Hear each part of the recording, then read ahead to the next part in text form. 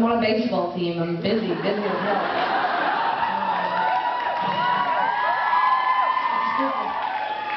There's all sorts of shit that happens when you take on a team. So anyways, I was thinking about Montreal and like Montreal related stories that I could tell you that you might be interested in. From my perspective, and then I thought maybe that wasn't so interesting, like hearing about Montreal from my perspective. But then I thought, I don't care, and that's what I want to talk about. So,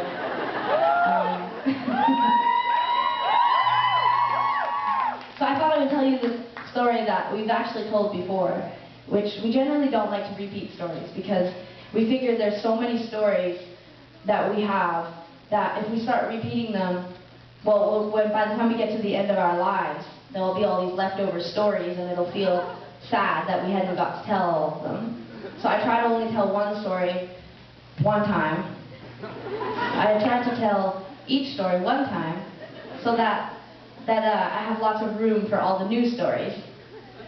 But I'm going to repeat one right now, because one time we played in Montreal. The very first time we played in Montreal, we played a festival. And it was a festival that Blue Rodeo was playing, and I don't know, it was a gig, and so we thought we'll drive across Canada and we'll play this show, and it'll be great, and so we did. And when we arrived, we quickly realized that we were playing a stage that was in front of a swimming pool, and this was the stage called the swimming pool stage, and not the actual name. No. I don't know what it was called. It's probably called like Wet and Wild stage or something. And, or something upsetting like that. And so Tegan and I, we were 19, were we 18? Doesn't matter, we were legal. And we drove across the country and we arrived at the swimming pool and we thought, hell, we'll make the best of it. And so we climbed up onto the stage, and it was next to the swimming pool, which, just as a side note, seems extremely dangerous to have a PA and cords and like electrical things. Like, I don't know if anyone thought that one through. And so we got up on the stage and we started playing to the swimming pool full of people swimming.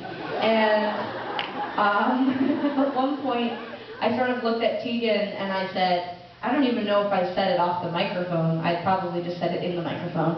I said, we could blow up right now and no one would probably even notice, and there would be water to put out the fire. Thank goodness. So anyways, during the show, there was one person, and at this stage in our career, we were still saying things like, even if we just make one person like us tonight, that's okay. And so there was this one person, and I just stared at this person the whole show, and I thought, she was looking back at us, oh yeah, she loved it. Like, from my perspective, she never took her eyes off. Mine too. Amazing. And so, I just looked at her, and I thought, you know, this one person likes us, and she's not swimming, she's not distracted by the water, and she loved the water. But she loved us more, and so she just watched the show. And so, thank you. So, the good part isn't even come yet. No, that's not even the good part. The good part is that when we got off the stage, we came up to our friend who was driving us across Canada, and we said, well, that was really awful. And he said, I feel embarrassed for you. And then we said, fuck you, you're an asshole. And then he said, let's go get in the car and drive across the country again. And then we said, you know, Mike, sometimes you just play a show for one person. And he said, oh, really? And we said, yeah, there was one person and she loved the show, and that's why we fucking do it. And he said, oh, what person was that? And we said, oh, she was wearing red and she was sitting in that chair by the pool. And he said, the lifeguard.